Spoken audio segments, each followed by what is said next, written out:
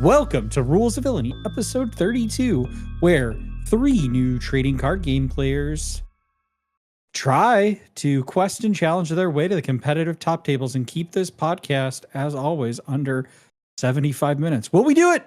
Find out.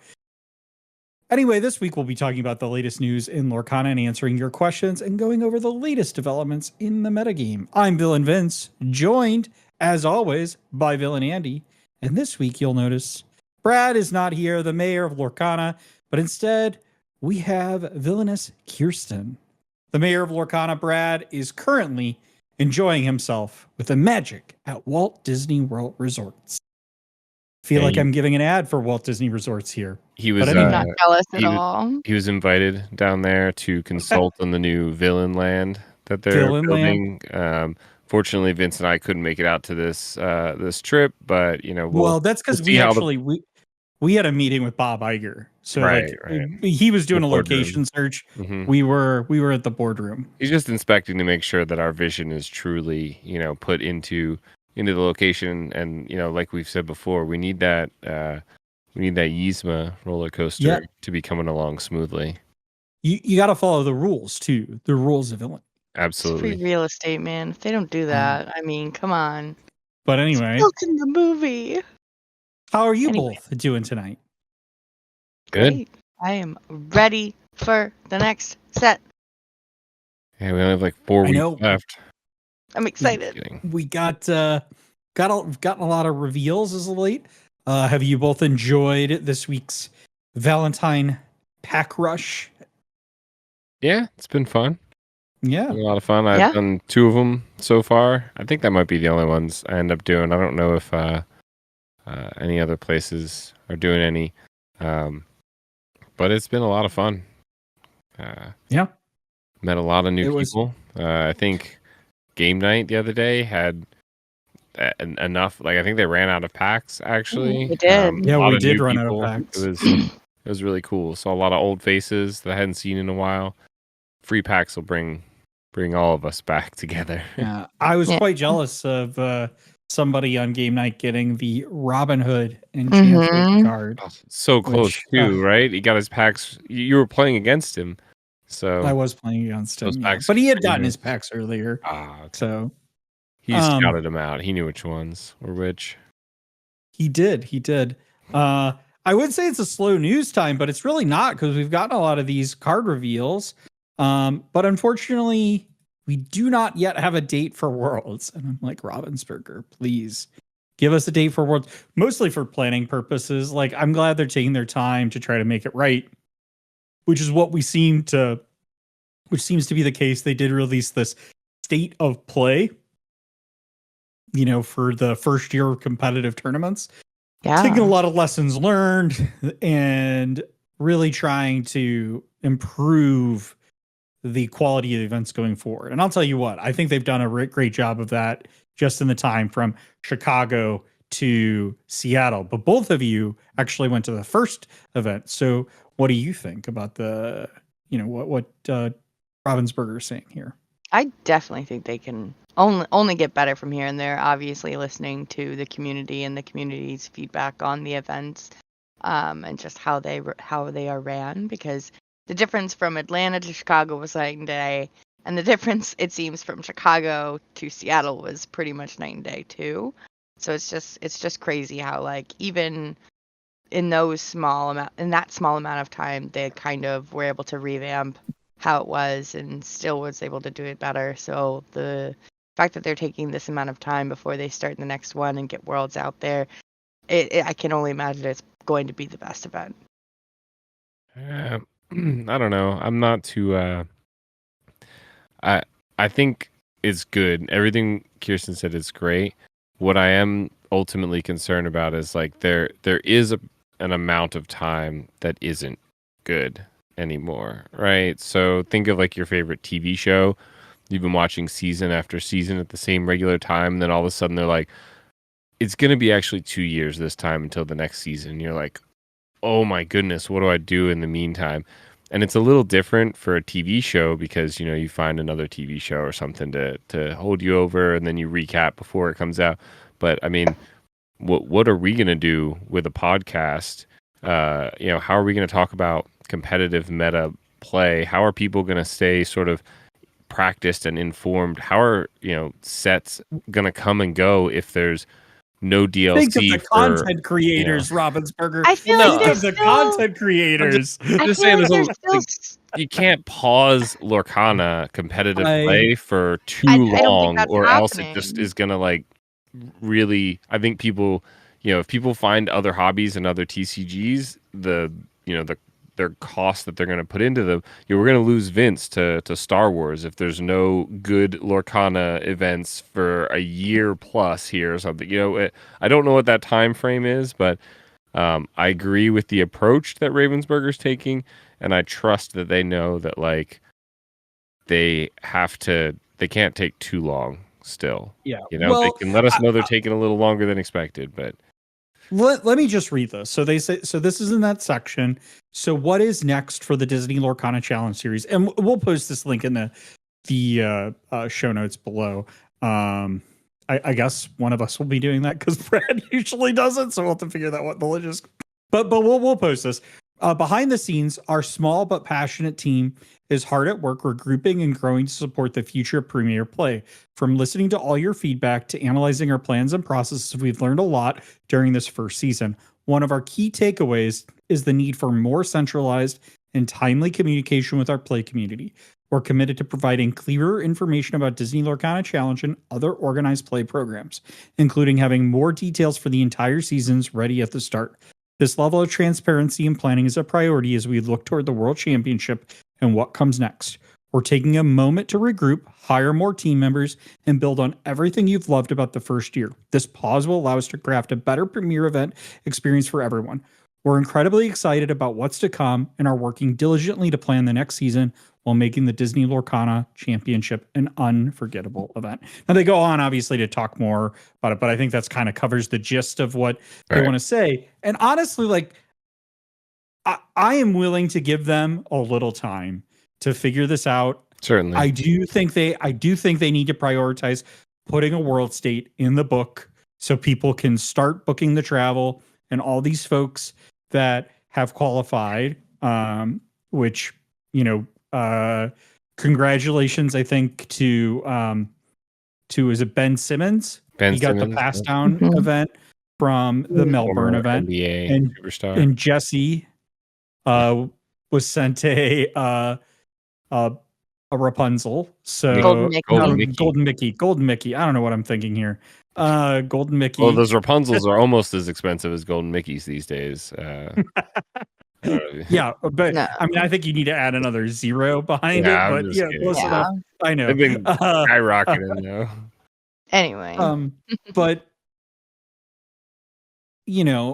I do like the idea of knowing that when the next season starts, we're going to know a lot more. And I do like this thought that hopefully Ravensburger is going to be more transparent, especially when it comes around rules. I think that's actually like kind of critical going forward. There's a lot we don't know, but I'm willing to give them a little bit of time to get it right. Certainly. And I don't think competitive play is just going away. Like, it doesn't just go away. I mean, even in the past, like, couple of weeks, there have been pretty big competitive events. I mean, they're just not officially hosted by Ravensburger, which, of course, everybody wants more DLCs and more large-scale events because we all enjoy the community and going there and having that, environment. But it still lives on in the smaller communities as well, especially in Florida, California, the bigger areas. Atlanta, I mean, if you want to travel and go to a competitive event, they are available, and they will still continue to be available. And there's online tournaments that I see popping up too, even recently. So the competitive aspect of it isn't just going away.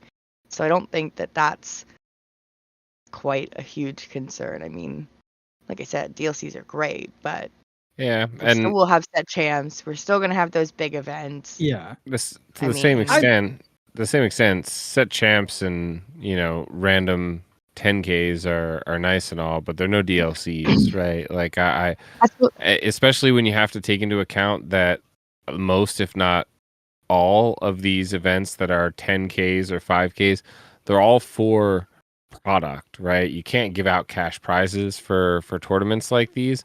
So it's product that you're winning. And most of these people, a lot of times the higher competitive level play you get, the more the less you're playing for product. You have all of the cards, right? You're playing for glory essentially, or really valuable prizing, like these things they have at Continentals and these unique prizings and stuff. So I think Yeah. if we go a whole year, if we just end this entire year and all we get is worlds at the very end and DLCs don't start till next year, I think that would be kind of rough for the competitive Lorcana scene to have to carry itself with community events that are, as tournament organizers ourselves here, one of the biggest things we struggle with is how do we get the most, sought after prizing to bring people in to play the game and have something to play for. Yeah, I think it's a hard thing to balance, right? And I agree. I do think there is a balance between these tournaments that come in to fill the gaps of DLCs, and I think that's great to have. But I agree, Andy, that we do need, the competitive play that is supported by Ravensburger to kind of fuel the future. Because one of the struggles I think about for us, and I think a lot of these large 10K events, 1K events have, is that basically they just play Swiss. And then once it goes to Top Cut, everybody's like, peace, I'm out. I'm going to Yep. split the pricing. And so you don't really have this competitive play in the top brackets because these tournaments are still smaller than DLCs. And they're not playing for that glory of being the champion, right? Nobody knew, right, when they Right. first started these that you got an auto qualification to Worlds. Right. That would have been a whole nother layer of competition for sure. But people are playing for the trophy, for the binder full of enchanteds and foils. So there was something to play for that having these sponsored events have. It's the reason why, even though we had a really great event this past weekend with Rules of Villainy and stuff, like it's still, I think, like one of the best events that we casted was actually the set championships for the Scar set tournaments, because we got some really great matches on stream that people were able to watch because they were trying to fight it out for the playmat, right? To see who got that top table playmat, right? And so, there's a balance here, and I think there's something we talk about internally as tournament organizers, like how do we get folks to not just say Top Cut we're going to split it out, besides guilting them incredibly, which I was on board with, but maybe not everybody else was. But yeah, I think we do need a really structured thing. But I'm willing to give Ravensburger some like leeway here because I really want to see what the Ravensburger play network is going to look like. Their transition away from Melee. I'm really looking forward to seeing. Hopefully, they're planning out more DLCs. It sounds like they're hiring more folks to be dedicated to this type of stuff, and I think that's only good news. I think what I'm less likely to see, but I kind of really do want to see, is I really do want them to be more transparent on what is happening at these tournaments that go wrong. And it's not because I want that we should like publicly shame folks. That's not what I want. I don't think that's what this community should do. And I know that's happened in the past 2 weeks. And frankly, like, I just don't think that's right. But I do think it's important for a TCG that is really embodied by the community to this great thing. Like we talk about all the times, like one of the things that I love about Lorcana is the community. And there is another, like we know person who left this card game to go to a different card game, but came back for the set championships. And he was like, this community is better than that card game. And it's not a comparison, right? Like, and so, in order to keep that though, you also do have to like kind of call out the bad apples. You got to say this person is, whether they're banned or whether like what the They're just punishment never is. going to do that. I think you need to be public about it. I agree with you. I don't think they're going to do it, They but I should. really think that's something you should do. Yeah. Like They should be transparent. accountability. Instead, they're just Accountability is a gonna like huge deal. they're just gonna like leak it out like they did this stuff here. Instead of Yeah. they're not gonna come out. Obviously, they're not gonna come out and be like, this person is banned. They're horrible. They're not gonna shame someone publicly, like you said, but they're not even gonna come out and say a player was issued a penalty of this, even without naming them directly. Instead, what they're gonna do is make it so that people know that thing doesn't. We found out that the guy, the shark from Australia, that he is not invited to Worlds. We found that out when they announced all the people from Worlds. They didn't need to re-announce every single person who made it to Worlds. I mean, maybe they were planning on doing that anyway to like shout them out because that's such an accomplishment. But they made it apparent through that. And they also made it apparent that, Jesse got his golden Mickey. So I think that's the best. Well, I think that's what we're going to think have to settle for. We're going to have to settle for them just like coyly telling us what happened. Like, yeah, I mean, perfectly. I agree. I think that's what's going to happen. What I'm advocating for, though, is that what I would like them to see, and like I said, I don't think they're going to do, is that I really do want them to say what the penalty is, and you can do that in a way that holds people accountable without shaming them, right? Yeah. And stuff like I'm a big believer that folks, if you make a mistake, you do something wrong, like it's going to take a lot of effort to get back and earn that trust of the community, but there should be a pathway for that unless it's something crazy egregious. But at the same time, like we want to set certain standards for our community, and we should do that in a way that is transparent for everybody versus, like we all kind of get the idea where we've all got some speculation of what happening here and stuff, but we really don't know entirely what happened, right? Like all we know is that one individual is like not going to Worlds and that got a pass down invite and that Jesse got a golden Mickey. So they did, like, I give a lot of kudos to Ravensburger for making the situation right for the community.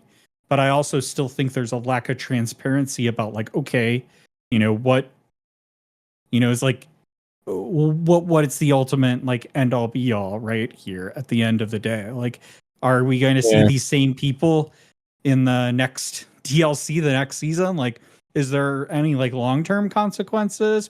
Or like we just never talk about it again, right? And I agree. I think we kind of get an idea of where we're going. I'm just being, transparent about the fact that I'm a big believer in transparency. I agree. No, I agree. I think Ravensburger just said a couple times, kind of sternly, that they don't appear to be on the transparency train. But I will say, like we were talking about with the DLCs and Worlds, I'm a little disappointed. I kind of was hoping that Worlds was going to just, the sort of snowball that was the DLCs this year, the very crazy kickoff that they had in the not so great Atlanta one that, was run very, very roughly, all the way to Seattle, which was one run great. And Continentals, I heard, was amazing. And I thought they were just going to keep that snowball rolling and just do Worlds. And then, like, let it be what it be. And I was hoping for that. But now it kind of seems like what they're going to do is maybe make Worlds be sort of the kickoff to the new style of, so they've hired new people. They're getting a new tournament software system. They're doing all of this stuff with more planning behind it, and we're going to get Worlds, and that's going to be like, look, this is how a tournament is going to be run going forward. Your DLCs are all going to be, like Worlds is, which kind of puts Worlds after that pause that you read from the paragraph, which is really disappointing. But Yeah. it is what it is.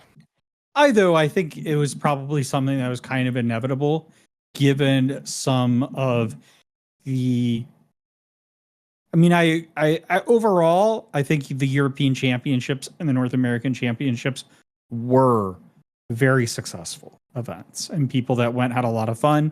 But there were still some, I think, fundamental flaws that the community themselves had problems with.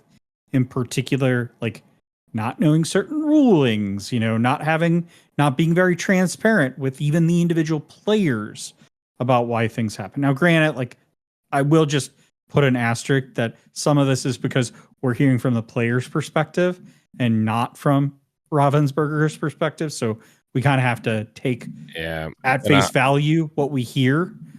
But and then on top of that, then you have Melbourne, and I think that really was like a step backwards in the terms of how these events have kind of gone in the eyes of the community. And I'm not saying that Melbourne was like, I get a lot of credit to be able to they got the game later than most places did. Right, how they does were that able in to the launch world, an event. though? It was the first thing.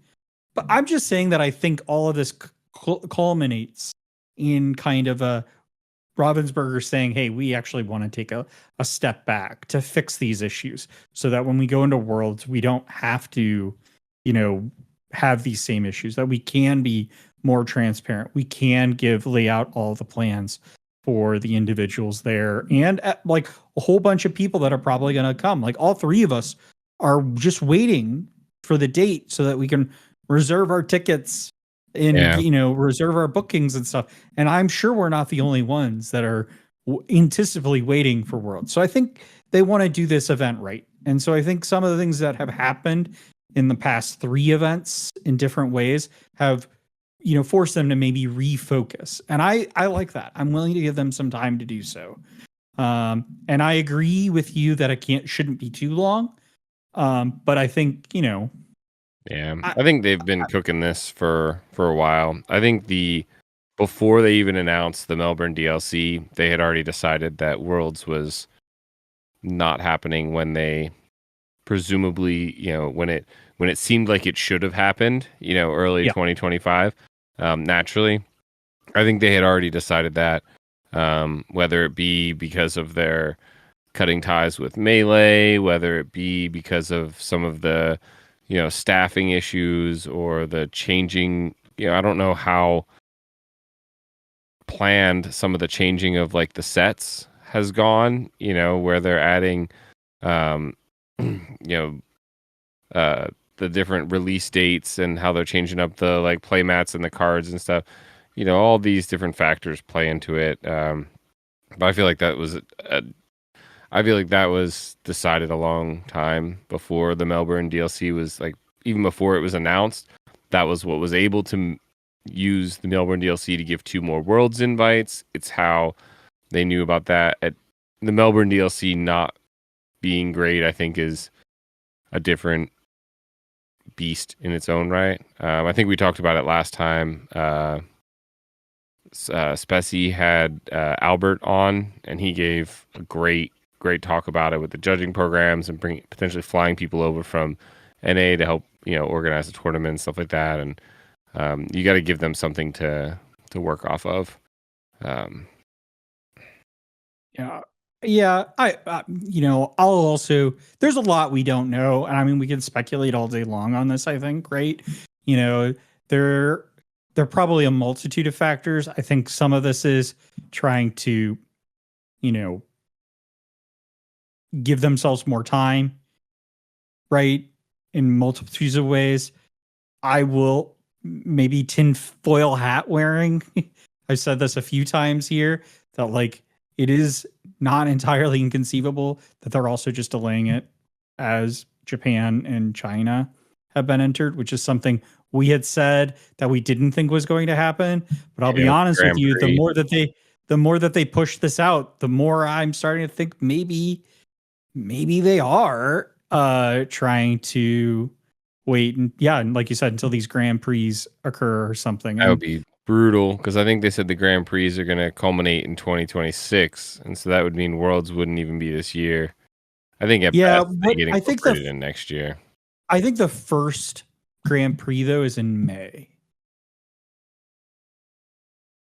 Okay, I guess maybe I didn't understand the term. I thought they said there was like a series of events that would lead up to the Grand Prix in 2026. Either way, I'm pretty sure it said maybe the terminology I have wrong. Maybe it was Grand Prix events that lead up to a I mean, bigger event, a championship. There's some translation issues there. The Grand Prix are basically our DLCs. Okay, right? but they already announced that there's a championship in 2026 that those Grand Prix lead up to.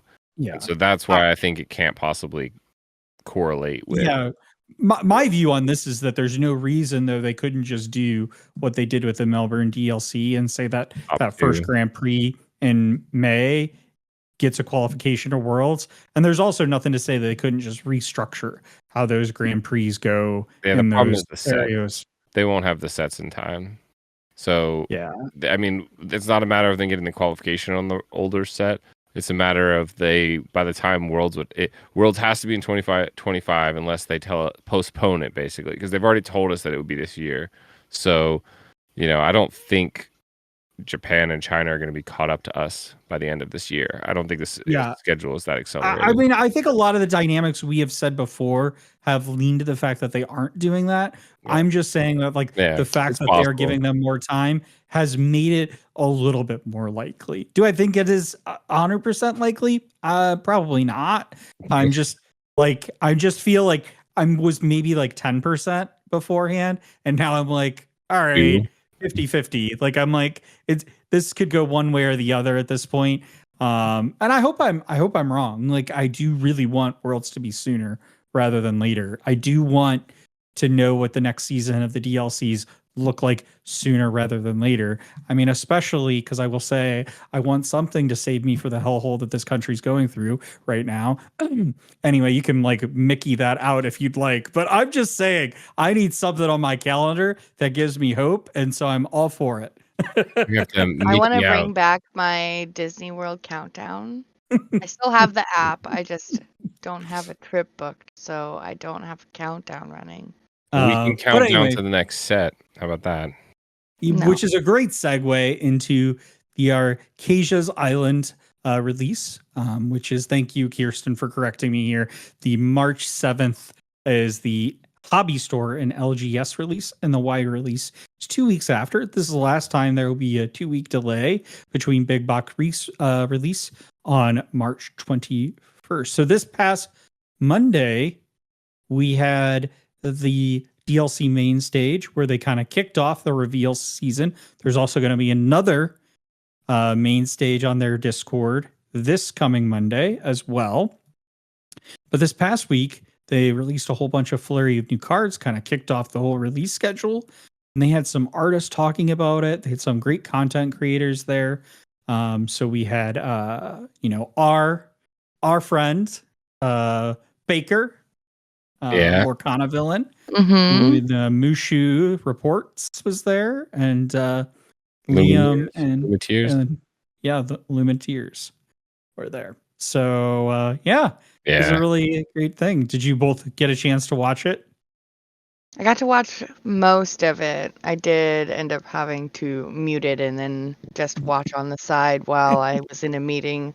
So I watched for cards to pop up, but I did watch the majority of it.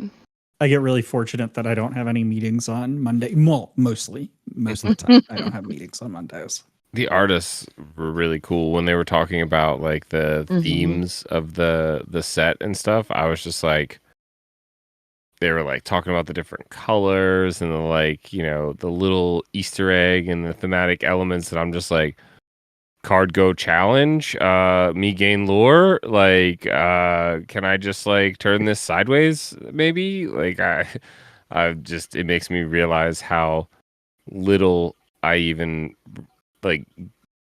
realize into this game, how much goes in this. I know we talk about the lore, and I'm certainly the last person that is super up to date on the lore, but I want more of it, right? Like I would love to consume. I think someone said it during the Discord main stage. I mean, I think it was maybe R&B. He said if there was like an Arcane style, like the TV show Arcane, like an animated, Lorcana TV show. Lorcana Villain was definitely very much like, let's give me a comic book series, give me a TV series, give me everything. I want my it money. all. Take Yeah, my I want it all. So I would definitely be into something like that. Yeah. And it sounds like the amount of work and detail that goes into this is immense. And so I think it's just ripe for something like that. I will just say that nothing will get me quicker to renew my subscription to Disney Plus if they release a Lorcana dedicated series. Renew it. Just what take are you talking about? Take my money. Why would you ever get rid of it? They already have my money. Renew it. Do you know how much money I give Disney every year on buying? Because I'm a physical media kind of guy. All right. Oh, I like my God. Blu-rays.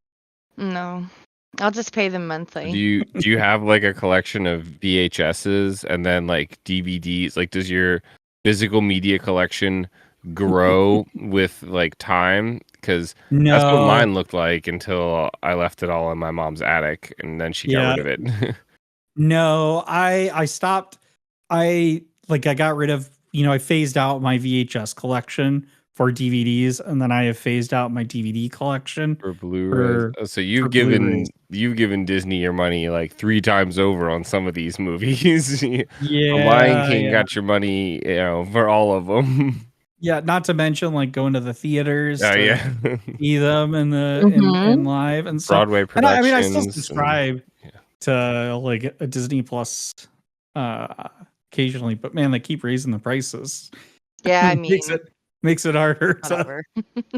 And I just became a D23 member. I'm that too now because they.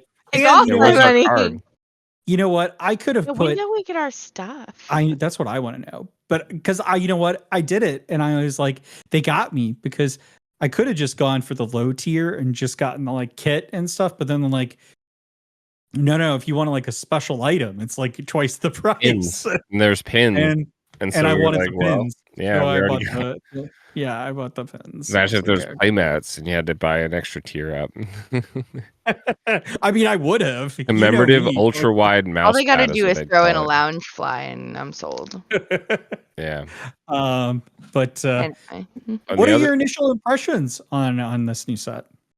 I'm so excited. Yeah, it's pretty cool. I think we've got a lot of fun, interesting things. The dual ink cards, especially with them being locked to the 2 ink colors that are on the card, I think are really going to like kind of push the boundaries of what we've seen in some of these deck building things. And that has been confirmed, by the way. Yes. It was confirmed in the article from the Gamer with Ryan Miller, and it was also confirmed by Rochelle on the main stage in their Discord this past Monday. I think it was. I thought it was confirmed on the website as well when they announced on the official website. On the 10th, maybe not. Maybe it was just even more heavily implied. I think it's also really, really cool that they have. I believe it's in the main Discord, as well as on the website. It's at least in the main Disney Lorcana like official Discord thing. A schedule of all of the reveals, which has been really awesome because last time I would just sort of get flooded with all of these reveals. Now I can schedule them all out and then forget about all of them and get flooded with all the reveals anyway. But I did a lot of fun. And there's also a particular reveal coming. What? Really? Which one? When would this be? I don't know. Kirsten, you want to? I think it's this Sunday. Is it this Sunday? Yeah. Live. We're doing it live. We are doing it live. Yes, that's right. The Rules of Villainy has reveals this Sunday, and the mayor will be back. He will from Disney to do it. We'll be here 6 p.m. Central Time on our YouTube channel. Be there. He's flying back on a private jet just to be here for this. On the Rules of Villainy private jet. On the Villain private jet. Well, when do I get my paid for by our access so I can Patreon go to subscribers. Disney? Real quick before we go on to Constituents Corner, I just did want to say, I don't know if you read that article in The Gamer, and if you haven't, you should absolutely check it out.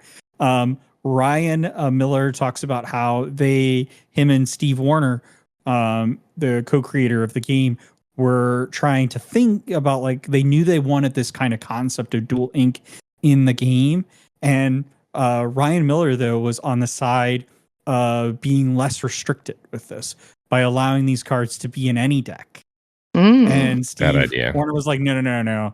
Like, I'm going to be the, man of sanity here, as I think how like Ryan Miller described it. So they took a much more restrictive approach by only having them in the correct decks. Approach. I promise you, if you were allowed to play any in these dual links in any of the colors, the absolute first 60 cards I'd put together with all of these new cards would be nothing but dual link cards. Just all dual link cards, and you would have absolutely no idea what color deck I was playing. All right. Well, with that, let's move on to Constituents Corner. Mayor's not here today, but the Mayor Pro Tem, myself here, will go ahead and take over on that. So we've got our first question from Cody. Does Mushu... No. Mayor is going to take that. He takes his reign back. Do you know how hard it has been to... Well, actually, really, it wasn't that hard to convince folks in the St. Louis area to call him the mayor. What has been significantly harder is getting his name as the mayor out there nationally and globally, but it will happen. So no, I will gladly turn over the reins of the mayorship back to the one and only true mayor, Brad. But anyway, we've got this question from Cody. Does Mushu, Majestic Dragon, make Red Steel playable with the cards we already have available to us? I think the answer is, does it make it playable? Depends on your definition of playable. Does it make it more playable than it was? Absolutely. I think it's a good card. I actually have I did a YouTube short, one of the videos that goes this way, and I talked about this card, having had to do my punishment, if you will, for Ruby Steel. I did a lot of deck building theory and crafting into it. I really tried to make various things work and see what could go well. And I think taking the same approach as Amber Steel or the Sapphire Steel, the Harlan Sweet kind of deck, even that Emerald Steel that I put together and got a playmat with, that some would call jank, including myself. You basically just play on curve and you play good characters. Ruby lacked what Ruby didn't bring to the party, or to the deck list, basically, was good 2-drops, or great 1-3s, like middle drops there, but nothing at the top end. All of Ruby's great top end cards are 6 and above, and they're all heavy removal, which isn't really what you wanted in this list. You wanted to play cards that help you gain lore. And something like this Mushu, which basically just turns every one of your characters into these like cannonballs and to go at your opponent's board. It's not the greatest in every situation. Obviously, the heavy control decks are going to continue to not be sort of board based in their removal and combat. But against if decks like Harlan Sweets and the Diggy deck and even Ruby Amethyst and these other lists like Emerald Amethyst, if they continue to be as popular as they are and continue to play the way they do, being able to just throw this card down on turn 5 and turn your Lawrence into essentially an indestructible Calhoun, or being able to imagine like a super Peepo, like a super goof that has resist +2 and gets 2 additional lore if it's banished, plus the 2 from challenging, or just a Calhoun. Heck, a Calhoun now has resist 3 and gives you 4 lore when you banish something. That's kind of bonkers. So, I mean, when you think about the fact though that this Mushu would give something like that Tipo resist +2. Epo, you mean Calhoun? The not Tipo, I'm sorry, the Super Peepo. Super Peepo, yeah. So I think I think this card's actually a fairly decent utility in a deck like that. And I mean, it's always hard to say, like, do I think this card in a vacuum makes Red Steel more playable? I mean, slightly, yes. But we're still getting a whole bunch of new cards in the meta, and I think I could see a Ruby Steel deck actually doing fairly well. Like you said, if there are more low end cards that come into the meta, there was one that was released. It was a 3/1. Toby. Yeah. Uninkable 1-drop. And I think that's a great card to pair with a card like this. Humble, right? From It last. was by Humble, yeah. Toby, it's such an adorable card. But yeah, no, this Mushu is great. Although Cody, specifically, if we are drafting at Bodox one of these days and you get this card, I do want to say that in limited formats, it's terrible. You should definitely pass it to me instead and take something else like the Toby. Great card. Mushu, definitely pass to me. No, but seriously, I think in limited, this thing is going to be insane. Because in draft and sealed, you are obviously doing entirely board-based removal and combat here, and just to be able to turn any one of your 1 lore pip characters into essentially a 2 lore pip character that also removes one of their characters from the board, and most likely survives given the resist 2 is just wild. Kirsten, any thoughts? Yeah, no, I think it's a really cool card. I'm very excited. Also, I just realized limited might actually be kind of terrifying with Duel Link, so like that's gonna be fun. Yeah, It's gonna be absolute chaos, and I'm excited for it. Yeah, it is going to be fun. I will just say I'm very, very glad that the Mushi Reports was able to reveal this card. I mean, even though they did it on the main stage, I was really happy to see, because this is really the cool. first Mushu in the game. It's really cool looking too. I hope it's an enchanted. Well, thank you. Yeah, it's got a good candidate. I will say, probably next week's show we'll talk about, because I don't want to talk about that particular card, but there is one card that I absolutely think is almost guaranteed to get it enchanted. Awesome. Wait, I do want to say I'm pretty sure they brought this up in the chat on Discord in the main stage. Tom Bancroft, I guess, is the artist on this. Yep. He's the original artist of Mushu. He's the one who created the character for the movie, and they were able to work with him.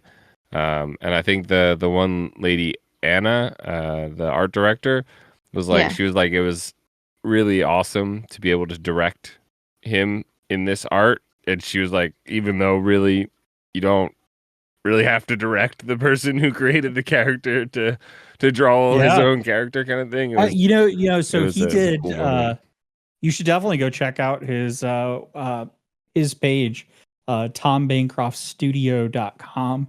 But he did work on Beauty and the Beast, Aladdin, The Lion King, Tarzan, Pocahontas, Mulan, and Brother Bear, amongst others. But those are the key ones that I see in his bio. So yeah, it's a great shout out. Some like and Archazia's Island too.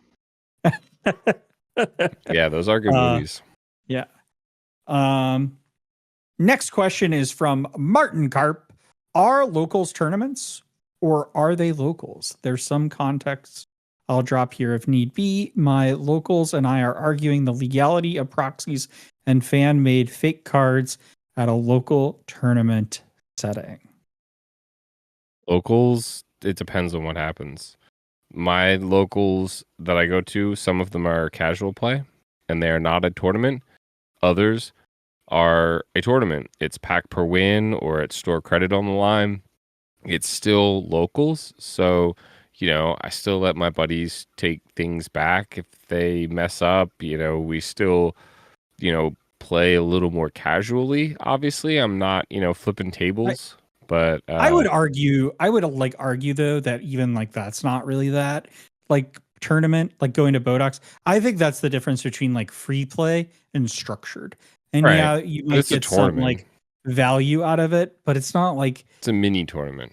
yeah, it's just like it's like a weekly instead of your weekly league just at Bodox, for example, just does a structured event Right. and there is store credit on the line. Whereas like game night in Fortuna, we just do free play where people come in, So you don't pay to play, and you just play. And I think both of those are fairly similar in a lot of respects.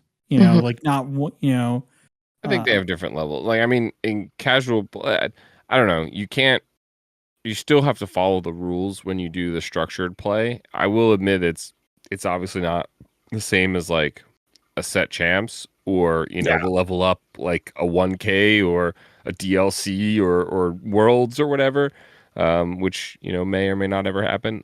But I do think that like the main difference is when I go to, Fortuna or game night, I can bring 4 or 5 decks. I can play 4 or 5 games with each of those different decks against the same people, different people. When it's structured play, you do still, for the most part, have to follow those rules. And if you're not, you should probably at least say something because everyone's sort of there to try and practice, right? It's like, when you it's like when you're warming up in like ping pong or something and you're just hitting the balls around or whatever versus like actually keeping score, right? Yeah. Like we're not going hard on this. It's just in my basement playing ping pong, but we are still keeping score. So like, Right. you know, Yeah. I mean, I think ultimately at the end of the day, it's whatever your individual store decides to do, right? And we're blessed in our area. I think we see this all the time that we have stores that do all sorts of different things, whether it's free play, structured play, but locals are locals, right? And some of them are a little bit more competitive, tournament structured. Others are more free to play. I think the only thing I really want to say to touch on here is you talk about proxies. And my view on proxies is that please buy the game, trade with folks.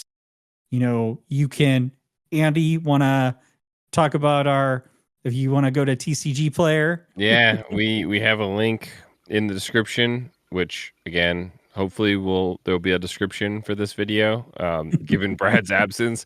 But yeah, you can go to TCG Player with our partner link and buy singles that you need. Most cards are under $5. There's like 4 or 5 that are around the $10 range, and maybe 2 or 3 from each set that are around the $20 range. And I think there's only one card, like $50, right? It's just the Rapunzel. Or now it might be worth more because people are buying it out. But yeah, buy the product. Technically, proxies are just a card that a tournament organizer can give you to replace a damaged or broken card. Anything that is not an official Lorcana card is considered fake or, not allowed in official tournament play. Obviously, when sets are new and you don't have the cards or you're new into the game, if you take your marketing cards and you write, Maleficent Dragon on it with Sharpie and you're playing at one of these more casual locals and, you ask the people at the locals if it's okay, I'm sure things like that are fine. Yeah. I would just always ask folks, Right. and I would just ask the store too what they want. Like, is it okay if I can play proxies here or Right. whatever and stuff? But it's like the thing I would just say is like, don't go in being like, I'm gonna run an entire deck of proxies and stuff. Yeah. It's like, please get the game. Honestly, I'll tell you what, a lot of players, especially like us, that are really into it. I'm sure there are people at your league that will gladly give you bulk cards, Yep. just for free. Like I have got 4 troves sitting on my floor right now filled that are just bulk cards from sets 1 through 6 now. and and I just keep buying packs because I have an addiction. And so my bulk actually just continues to grow day over day. But people gladly do that. I know stores, I think in our area, have given away like starter decks from previous sets to help get people involved in that and stuff. But at the same time, I totally understand. Like if there's a card you've got 3 copies of, but you want to run 4 of in a deck, and you're like, I don't know if I want to buy this $12 card because I don't know if I need it. Yeah, go ahead. As long as it's okay with everybody and you're not in a competitive event, I think it's fine to run to test that proxy. Bring a different card just in case they say no, And then yeah, exactly. And then I mean, I use proxies when I build different decks because I don't know exactly what deck I'm going to run. And like, I don't have 12 copies of some of these cards, and I don't want to keep like unshuffling them out of other cards because I want to be able to test them maybe against each other too and stuff. I think in those cases, again, as long as you're using proxies, in my opinion, should be used for very limited testing purposes, not in a competitive event. Definitely not. That would be absolutely wrong unless a tournament organizer or judge issues you a proxy card in terms with the rules of the tournament guidelines that are on Lorcana.com. But in these casual plays, I think it's mostly about asking and respecting folks if they say no. Right? That's the key thing too. And frankly, you can get by with like maybe I'll do it for one of these events, or maybe we can convince an LGS to do like the Porcana or something like that. But you could absolutely put together a very competitive deck with basically the free cards from someone's bulk bin. I played at a set champs last Sunday with someone who had TCG experience, but this was their first ever Lorcana event ever. And they asked me questions about the Emerald Steel Diablo deck, and they were like, "Oh, I heard that one used to be pretty good, but isn't anymore." And I'm like, they had done their research and stuff, and they're like, "Oh, Diablo's an expensive card." They were playing Amethyst Steel, and there were no $20 or $30 cards in it. But they were like, "I don't have Maui Sharks, I don't have Rapunzels, I don't have it," but they still, I think they got second place in that event. Yeah. And got a play mat, and they were really good. Luckily, I was able to ID with them, so I didn't have to play against them. But you can absolutely get by. Another thing I used to do a lot when I wouldn't have the cards that I needed for a deck is I would put in a replacement. And I've seen a lot of my buddies at locals and stuff do the same thing. Is you'd play the deck, and you just have like this next best replacement card, right? So you don't have Rapunzels. Maybe you put a Julieta Madrigal in there or something instead. And when you play the game, you just win or lose. You think to yourself, okay, Julieta worked. It would have worked even better if it was a Rapunzel, right? Or man, if that was a Rapunzel, maybe I could have gotten one, inch further. But maybe you think to yourself, okay, well, I didn't really actually need that, so or you play the deck and you're like, I don't really like this. Even if I had Rapunzels, this wouldn't even be fun to me. So I mean, I think the end of all be all is support the game, support these wonderful artists, support, like I'll say it's like I can see like, oh well, Disney's a multi like billion-dollar company and stuff. It's like you're supporting a community, you're supporting an LGS, these local businesses, you're supporting artists who are doing wonderful artwork, you're supporting story writers that are creating this great lore around the game, and the most economical way to build a competitive deck is to buy singles, but I using think the link lottery in the description below. But I think playing the lottery and buying packs is also fun. So so I do want all end up be all. I do want to make one other point here. Now they say fan made fake cards. I do want to point out that altered cards and things like that generally are legal as long as they are an original Lorcana card that has just been altered in some way. So I've generally that's just painting on them. Yeah. But I could see others where, And a sticker and I am on actually it or, fairly certain, though, the card also still has to be legible as to what Yeah. it Right, right. does. Yep, the The words original and all text the has to important Yeah, be text. on so there, But like all the text. visible. I Yeah. mean, I could take like, a Stitch card or whatever and just like paint over it and make it SpongeBob, right? Like that in theory would still be allowed. There are obviously different things that come into play of like, the thickness of the card and whether the card has a pattern or noticeable, like difference from Mhm. other cards and stuff, but fake cards are not allowed. Altered cards are, um, but they've got to be originating from the original card with those stipulations and stuff. Yep. And I tell you what, there's some really great artists out there Yes. that are doing some amazing work on those. But the next question here is from Disney Dad Canada, Mike. Folks, I just had a general question for all of you. Maybe specifically those who Lorcana is your first TCG. Well, welcome. It's our All first of us. TCG for the most part. Yeah. How did you go through the process of deciding what color combos you like and what deck styles you like to play with? I built my first deck primarily based on the availability of cards from ripping packs with my kids. Always fun. Gotta say, I love that. I enjoy the deck, but I want to start looking at other options. How does a novice in TCG best familiarize themselves with what colors do what, available combos that really prop up certain decks? It's a weird question, but hopefully you get where I'm coming from. Any input is appreciated. So first thing I have to say is I don't think this is a weird question. I think this is an amazing question. It's a really This good is question.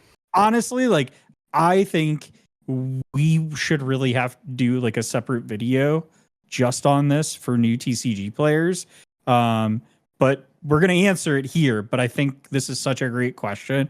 It's actually just like a good short video topic for us. The one thing I'll say starting off with is I picked my first colors based on what colors I liked. I didn't know anything about TCGs. I knew nothing about discard. I knew nothing about control. I knew nothing about ramp. All I knew is that I really thought the Mickey Brave Little Tailor was a gorgeous card. And I was like, I want to play that. And then blue was my favorite color. So the first deck I built was a blue red deck. And that's how I chose my first deck. Yeah, I think the process of deciding what color combos you like and what deck styles you like to play with really is a trial and error kind of thing. You just have to sort of play a bunch of different stuff. Luckily, when we got started in the game, there were a few Who's more. we here? If you're new here, who's we? All of us, me Oh, okay. and my wife Kirsten, and you, and everyone who started playing Lorcana from the beginning has kind of lucked out, given that we had that period of digital client, unofficial digital client, that we won't that shall not be named. But so it made sort of rapid fire prototyping and playing different deck styles very easy. So there are still simulation tools out there. Things like that are great. Playing at home, like kitchen table games, they call them. With if you said your kids, I don't know how old they are, but in my experience, like 6 years old, they start whooping your butt. So like if they're old enough to play a little more competitively with you, again, using some of those things we talked about with like cards with Sharpie written on them, you don't necessarily have to buy them all, but at home proxy kind of cards are okay.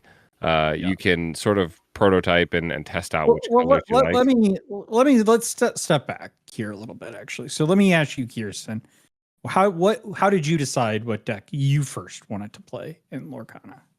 not gonna lie, it's been so long that I don't remember how I came about the deck that I wanted to play. It was honestly probably just I really liked Maleficent. I wanted to play Maleficent. And then I think the first one was probably Ruby Amethyst. Yeah. And I think I just stuck with that for a while because I wanted to learn something and get comfortable on that before I branched out. But then I just kind of stuck with it for like multiple sets. And this is why you and Andy needed to get 8 copies of all cards so that Andy could also run Ruby Amethyst. Why did you pick your Yeah. first deck, Andy?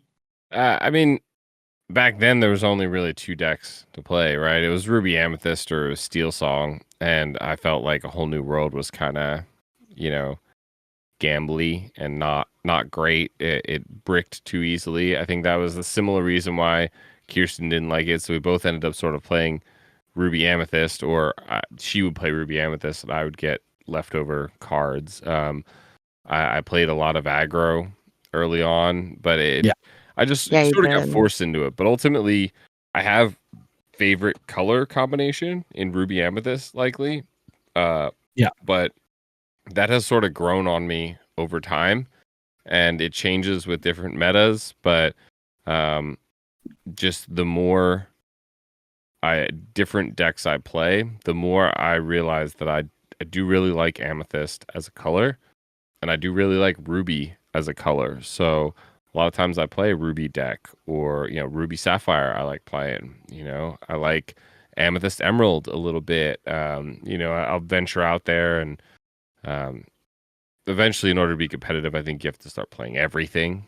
But I feel like you just naturally get there anyway, because like that's what happened to me. Is I just naturally was like, okay, I'm tired of Ruby Amethyst. Like it got to a point where it was stale for me, and like I don't know if I just needed something different or if I just really suck at playing it.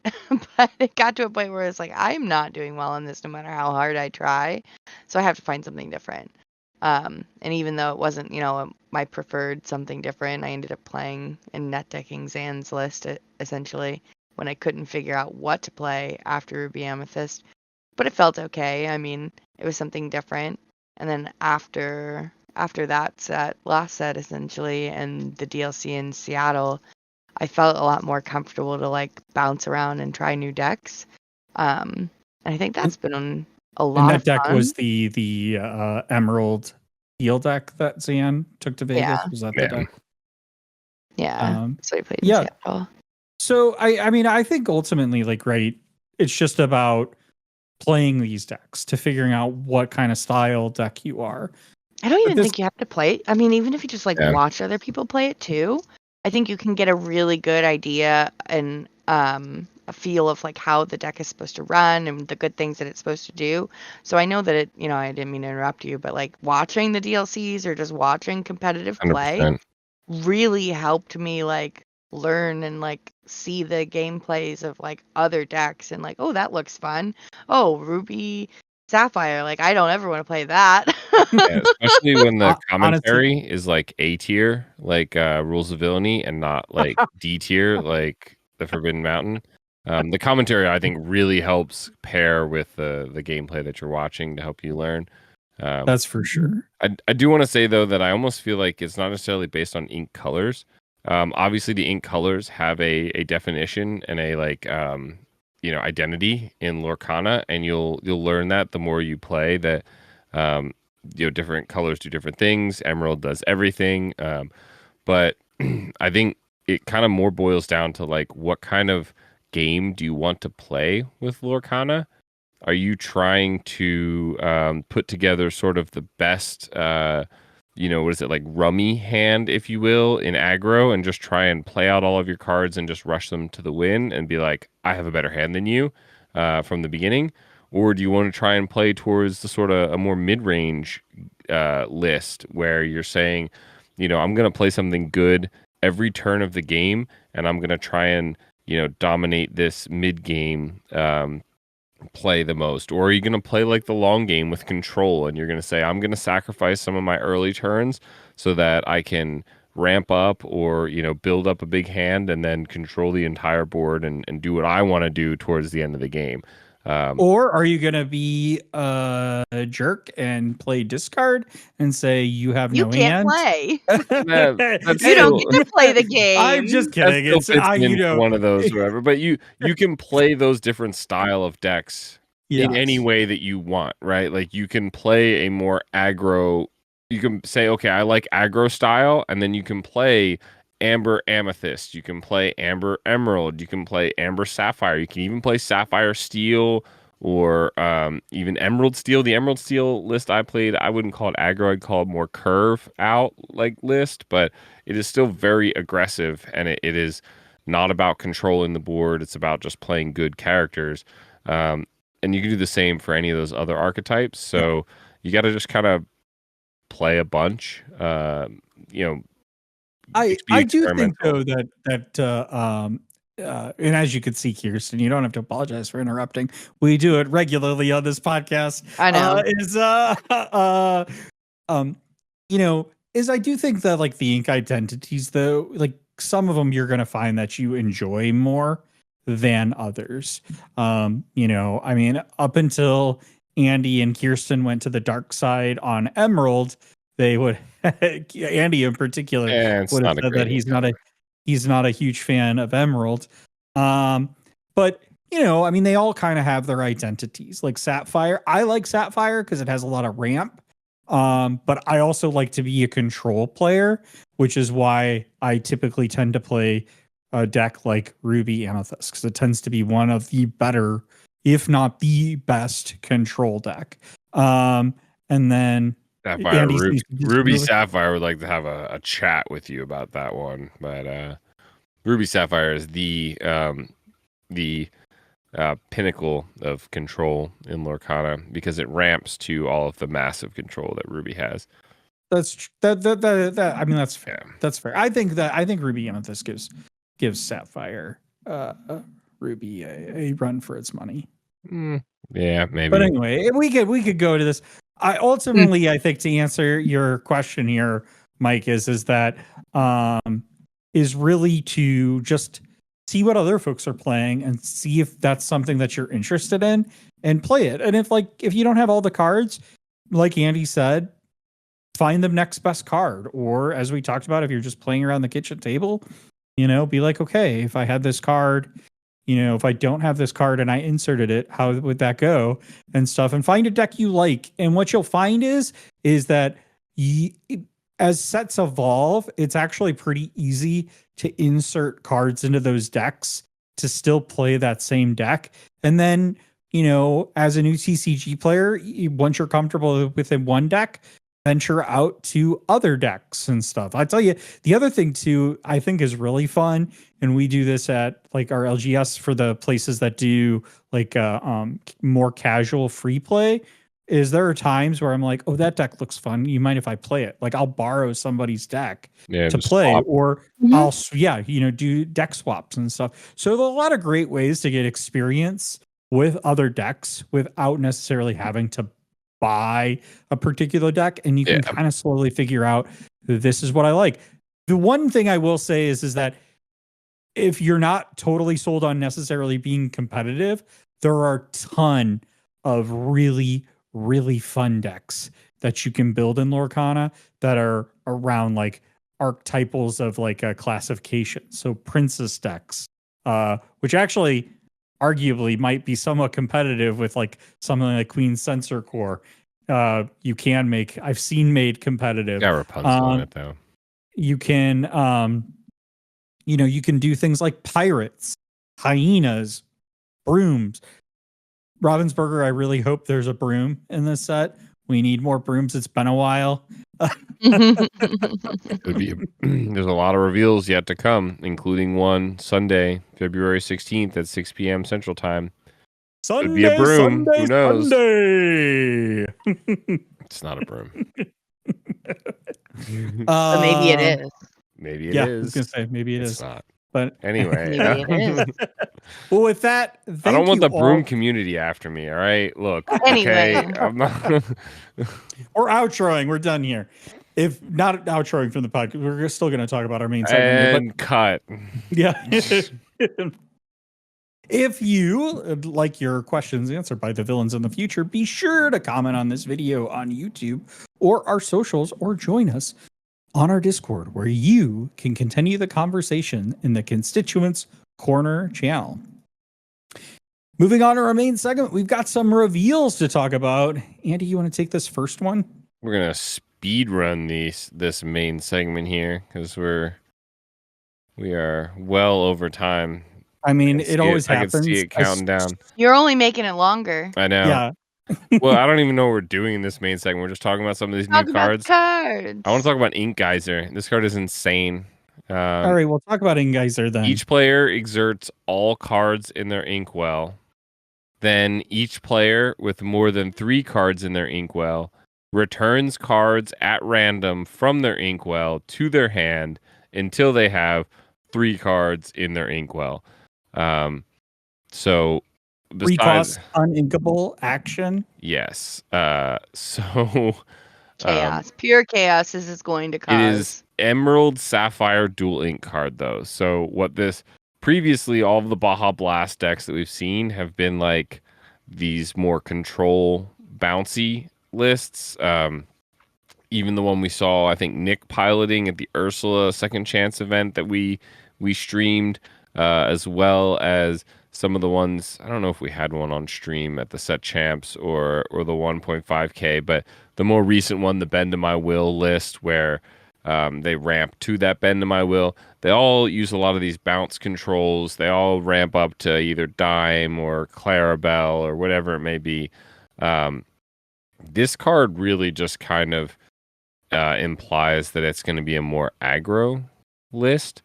This really makes me think that you can just come out of the gate swinging with cards like Merfolk or all the warded Sapphire cards like Duke of Weaselton and what's the 3/1 princess? Wendy. Wendy. It's not Wendy, a princess, though. it's Wendy. And, you know, play these cards, and then if your opponent gets too close to something like Be Prepared or Big Sisu, you just...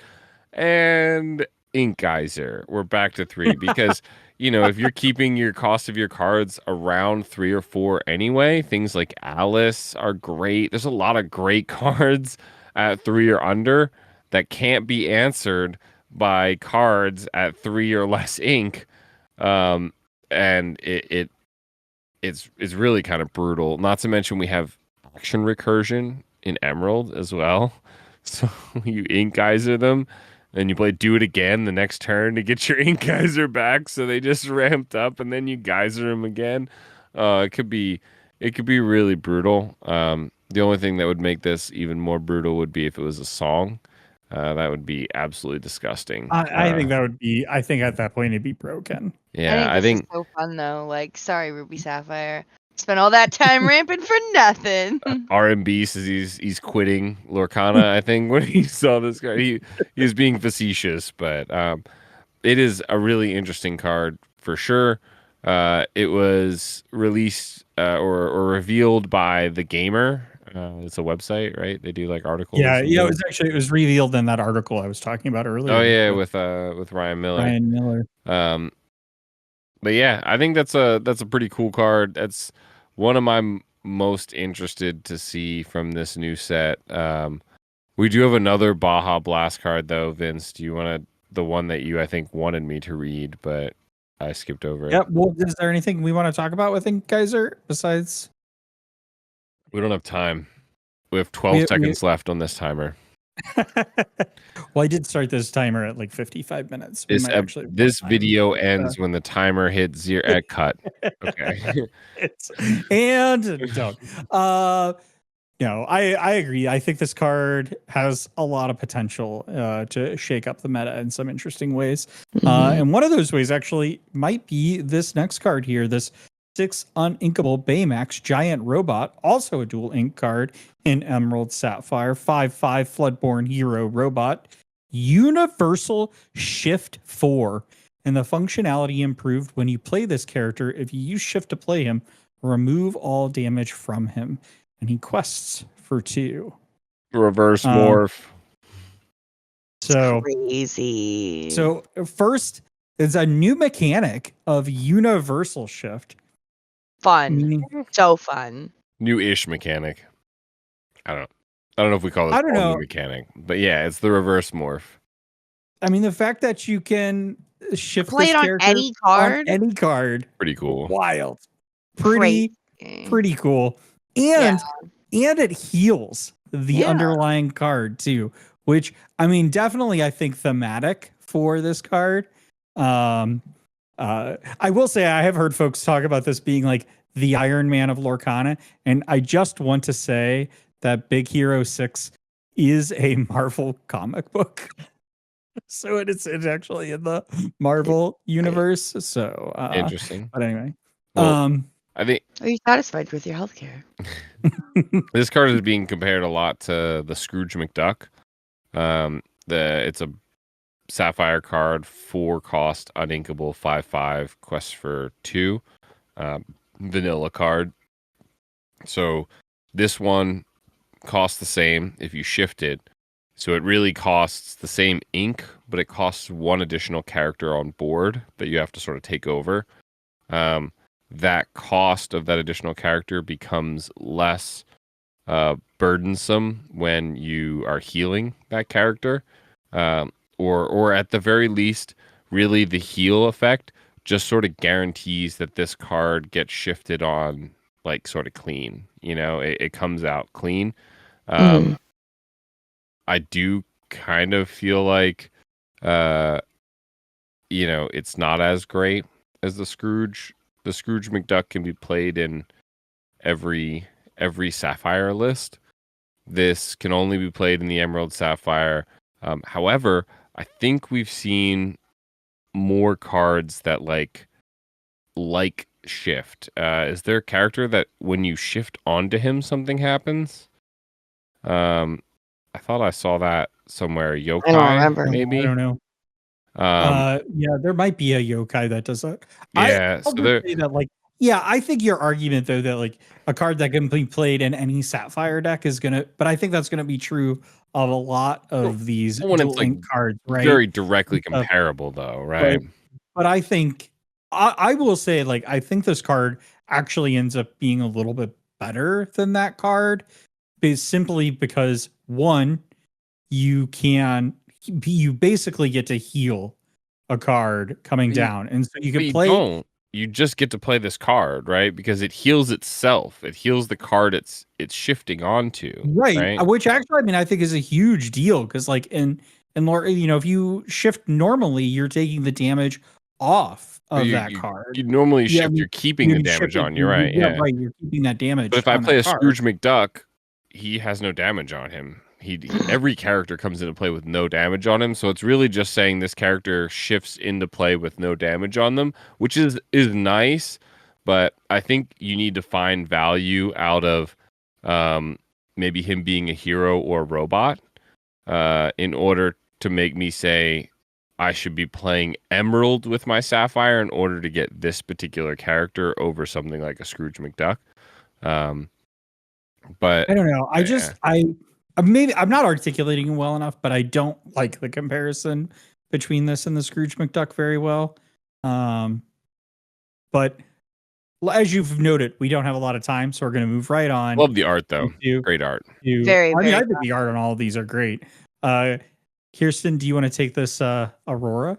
Yeah, so there is the new legendary Aurora. She's an amber card, 3 cost inkable, Waking Beauty. She's obviously a hero and a princess, but she's Singer 5. She's a 1 strength, 4 willpower, and she removes 1 damage whenever you remove 1 or more damage from a character, ready this character. You can't quest or challenge for the rest of the turn. So it's kind of like a little Ariel. Same cost, 3, Singer 5, but you do get to remove 1 or more damage from a character. When you remove 1 or more damage, she readies. Ready this character. Okay, so I just can't read today. It's fine. So she works really well with Rapunzel. I love these little like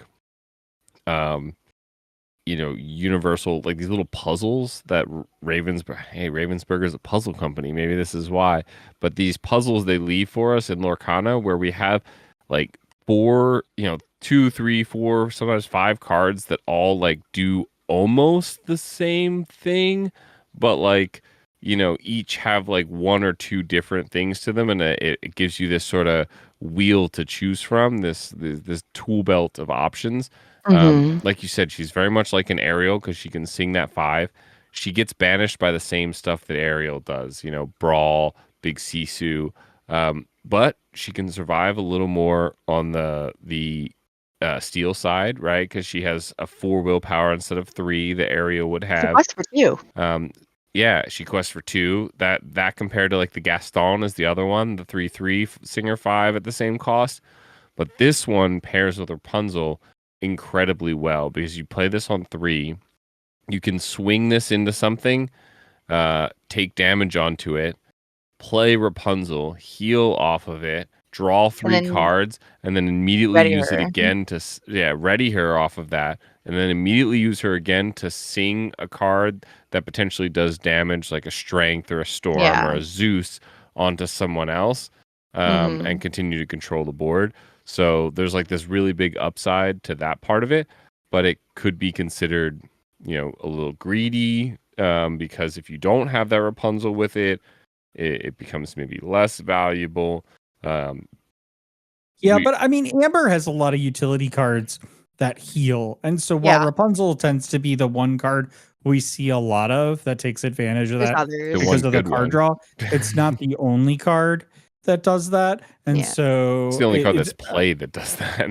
Yeah, but but here's the thing I'll say is like what we have seen in Lorcana in the meta is that cards that weren't great in other sets do become good because of new cards coming into the deck. So, into the game. So I think while I agree with you right now, Rapunzel's the clear card to compare it to against.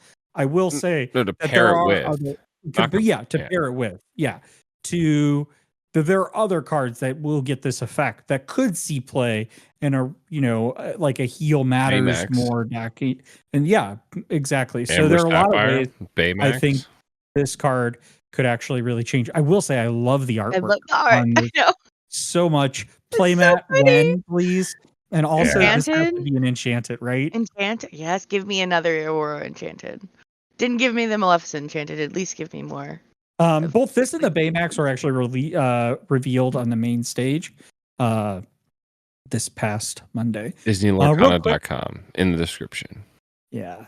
Real quick, we'll just cover these last 2 before we get into the villain of the week, which is these are released from IGN, the Scrooge McDuck Resourceful Miser. These are both Sapphire cards, 4 cost inkable. 4/4 Storyborn Hero quest for 1. Put it to good use. You may exert 4 items of yours to play this character for free. Fortunate Hunter. When you play this character, look at the top 4 cards of your deck. You may reveal an item card and put it into your hand. Put the rest on the bottom of your deck in any order, and it's a legendary. And then we also have this 6 cost inkable Tamatoa, Happy as a Clam, and I think this has been now referred to as the medium Tamatoa. Medium Tammy, yeah. Yeah, medium Tammy. Storyborn Villain, 4 Strength, 5 Willpower. Coolest collection. When you play this character, you return up to 2 item cards from your discard to your hand. I'm Beautiful Baby. Whenever this character quests, you may play an item for free. And it quests for 2 lore, also a legendary. Because we definitely need more Sapphire baloney. Yeah, it is kind of interesting that the coolest collection is not a May. It's returned up to 2 items. That's why it doesn't have to be a May. So you can return 0 items if you want. Fair enough. It is cool. I mean, I really like it. It's probably going to be super playable. But man, the turns just got like 3 minutes longer, guys. Yeah. I mean, it's similar to Oswald. I think we all have Tamatoa eyes at some point when looking at the Lucky Dime, and we think, oh boy, how could I play this for free? And Ravensburger has given us like there's like 10 different cards that like play items for free. The Oswald, there's like a Scrooge McDuck that like if you challenge you can play an item for free. I think there's one that, like tabs to play an item for free. There's a now this Tamatoa. I think the problem becomes there aren't enough impactful items to control a board. If you play against an aggro deck or even a mid-range deck that is just, consistently playing characters on curve and questing out, there aren't enough items. You can't play the game with just items, right? You have to have characters, and if all of your characters, all their value is spent on like getting more items or like helping your items, like it doesn't. It just kind of is one of those things that doesn't really get you anywhere, unfortunately. I do love the idea of it. I remember playing the Ruby Sapphire items list that won. Was it Bochum?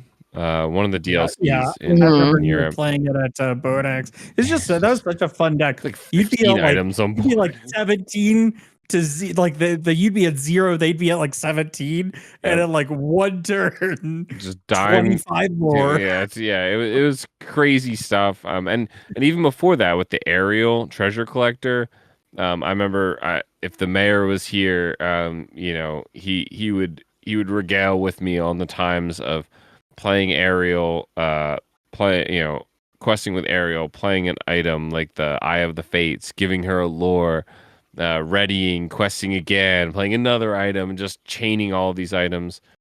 So one of the things I think, though, I agree, there are a lot of interesting cards out there that allow you to play an item for free. I think what makes this card different is the fact that I think this card is significantly more likely to achieve the objective in order to play it. And it's an inkable card. And it has an ETB. Yeah. Which, honestly, in some respects, I wouldn't entirely be surprised if this Tamatoa, granted, we don't know what the meta will look like, but for right now, if we're thinking about the confines of a Ruby Sapphire deck, I wouldn't entirely be surprised if this card replaces Big Tammy, because when you think about it, you play it, and at 6 you get Recurse 2, so you get both those items to be able to play, which are almost certainly going to be things like Popsicle, right? Then for Hiram food, or or whatever to heal or whatever. And so if you get like a 1 or 2 dimes in your deck, maybe you go back to more of a 2 dime style Ruby Sapphire deck. This could be a really kind of dangerous card. I mean, because the Big Tammy, is like you've gotta yes, it gets the ETB effect to recur the one item, but it's still got to survive to quest. And that can be a dangerous territory to be in if that is the only character you have on board, which for a lot of Ruby Sapphire players actually tends to be the case if you're up against Dime Tammy is way too expensive, right? Yeah. It is really nice that you can you could potentially play this Tammy and get like a Popsicle and a dime back from your discard. Play the Popsicle, quest with the Tammy, quest with the Tammy, and play the dime for free, and then basically pay 2 ink for an additional 2 lore. And so you think, oh well, Tamatoa, Big Tammy might have a lot more lore attached to it with all the items and stuff that you have. Honestly, Ruby Sapphire has been, more actions, more songs, less items because of this shark. But the amount of times I see Tamatoa, Big Tammy, like quest for 2, maybe 1, maybe 3, right? Like it's not like the days of old where we were building up 7 item boards and then dropping a Tamatoa and tapping the dime and just winning instantly. So this could definitely have some value. The one part I feel may lower its value is the return up to 2 item cards. Chances are you probably only have 1 Popsicle or 1 item really at all in your discard. However, that could change with some other reveals that we haven't gotten to, but maybe you'll see them as shorts on our channel here. But I think one of them is called like the weird tool or something. What is it? Was it Thingamabob or whatever? There's one I don't that know. like I'm going off what's in the show notes here. yeah, it's not in the show notes. It's like a ruby item that like you like banish it and it does something. But I mean to be fair, I think if you got into a situation though, like you're right that you might not have a lot of items in your discard, but there's nothing to say that you can't just get rid of your popsicles right. to recur them from your discard when you play this card. Two popsicles, right? Yeah, I'm just saying this same way. Like maybe in Sapphire Steel, I'm just saying you want more disposable items.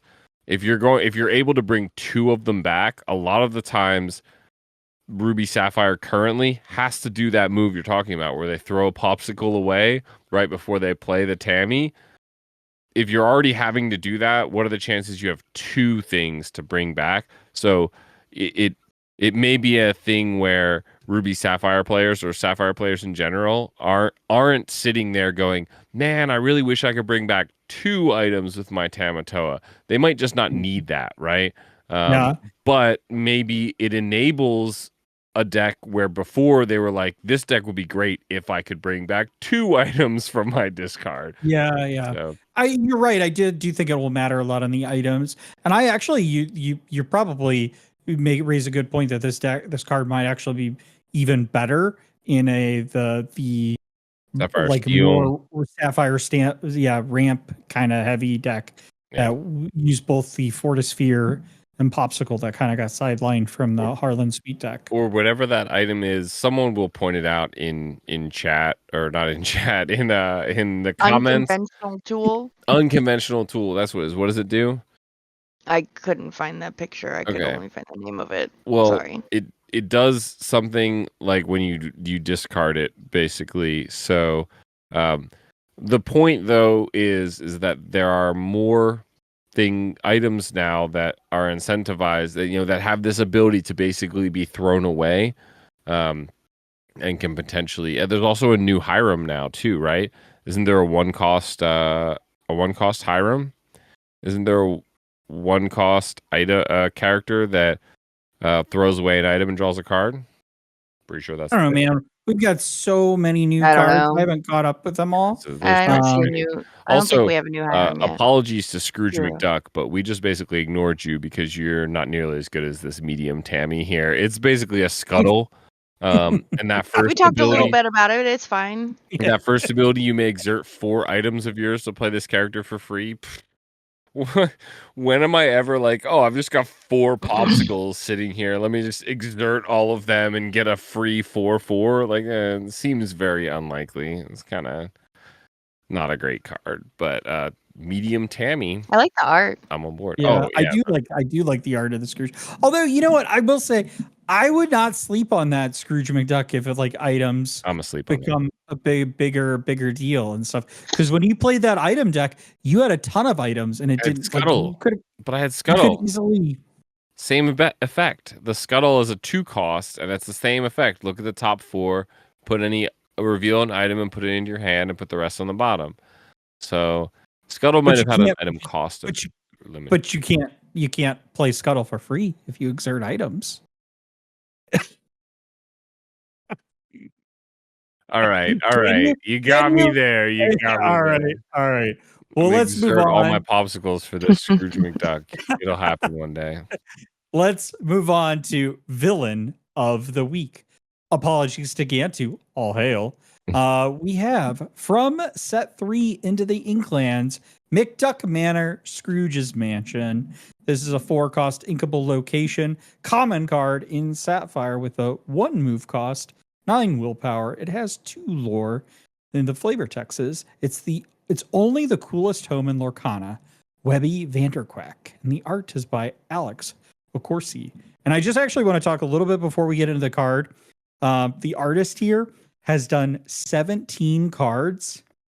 And the notable cards, as you can see here, Kirsten, if you're watching on video, is the Go-Go Tamago, Darting Dynamo. He also did the Stitch New Dog, the Mickey Mouse Artful Rogue, and the Strength of a Raging Fire, and the Bucky, everybody's favorite card, Squirrel Squeak Tutor. And he had one enchanted, the Hades, King of Olympus, Ooh. from the first chapter. Ooh, that's a good one. I like that one. Don't like this McManor though. McManor, I love it. It's it's just it. If you think about locations as characters, it's a 4-cost 0/9 that quests for 2. Crazy. Which is like honestly beyond most thresholds. So you think about like 3 so first you start thinking about 2 as being a threshold for things like Storm and a reasonable strength. You got Boom, you got Fire the Cannons, you got a lot of things that do 2 damage. And then you think about 3 as being a breaker for a lot of characters that challenge for 3. Fox is taken out with 3, Goat's taken out with 3. Even Gantu, All Hail, is taken out with 3 strength into their 3 willpower. But 9 is an insane sort of stat line. We saw how 7 stat line of the mansion castle. The castle. Thank you.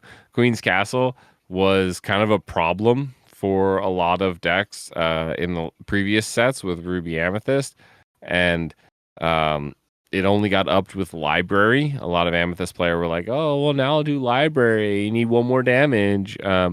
But honestly, the 9 I think really poses a threat. You absolutely need 2 characters. There are no rush 9 damage characters that could 9 strength character that could take this out with rush. I mean, and it's hard too because there are only like a few ink colors where that's really actually easily feasible. Like Ruby Amethyst, you've got Crab and Maui. That's gonna take care of it. I mean, I guess you could do some bounce shenanigans and play bounce crab back to give something like like a snake or a fox. So the Maui and Crab, you'd have to play like the Crab ahead of time, and then you could take it out on turn 5 with a Maui and a Crab that's already on board. Yeah. But so if you play the Maui first and then the Crab second, you don't need the Crab then anymore because the Maui was already down for 1 turn. And you could do things like you could do the Rhea shenanigans in some decks. And I think in Ruby Sapphire, you get close with the Maui Half Shark and allows you to like use another, but you're still using that is with Vitalosphere. So you're getting closer there. I mean, Ruby Sapphire's real answer for this, besides characters, is a Hideaway, right? Yeah. Like that's gonna take care of this. So how many you gonna run though? I mean, most decks run 2, maybe. Right, but most decks run 4 McManors. So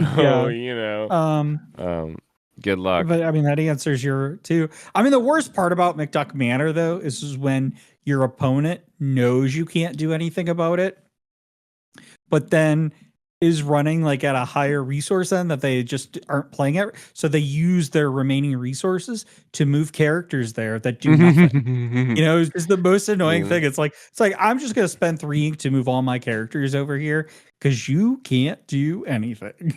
Yeah. I think the worst thing that could happen to you if you are staring down a McDuck Manor they get another McDuck is they play Manor. another McDuck Manor. Exactly. Oh my goodness.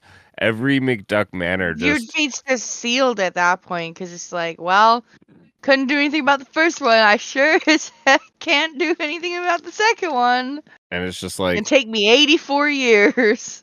Oh, you have characters on the board? Be prep. oh, Yeah. you exerted your characters to challenge my manner. Welcome to my half shark, which brought back another B prep, and then I played it again because I've got 3 manners out and I'm just protecting them all. So it's I mean, I view the double manner in the same way of a game as I view like the double Daisy Duck or triple Daisy Duck in those aggro, like hyper aggro decks.